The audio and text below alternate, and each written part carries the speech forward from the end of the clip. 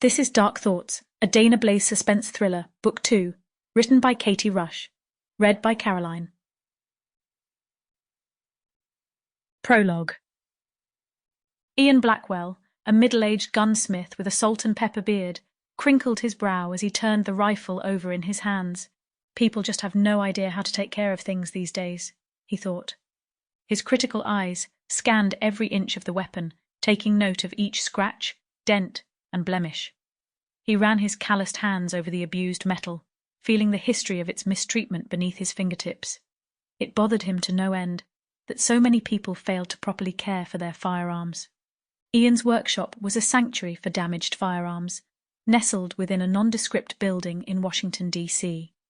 The room was filled with shelves upon shelves of tools, gun parts, and various firearms in various states of disrepair. Each piece seemed to whisper a story to Ian, tales of triumph and tragedy, love and loss, all waiting for his skilled hands to breathe new life into them. Can't believe nobody else recognized this gun's value, he grumbled to himself, shaking his head.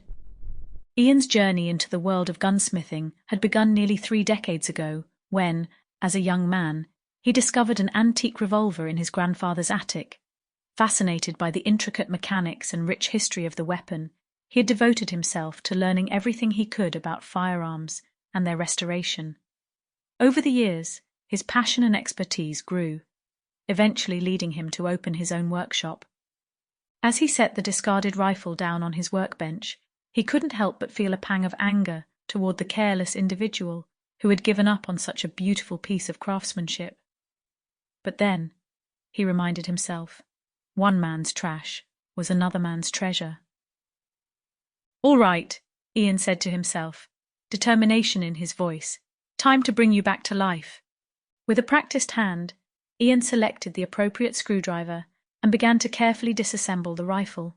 He removed each component with precision, revealing the inner workings of the firearm. His eyes narrowed as he focused on the firing pin, the culprit in need of his attention.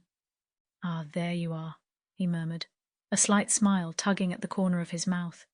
He delicately removed the damaged firing pin, setting it aside for further examination. As Ian inspected the faulty part, his thoughts turned to the value of the rifle. It was a high-quality piece, easily worth $1,200 when properly maintained.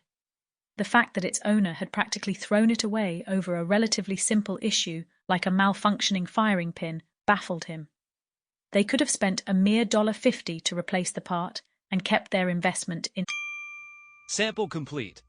Ready to continue?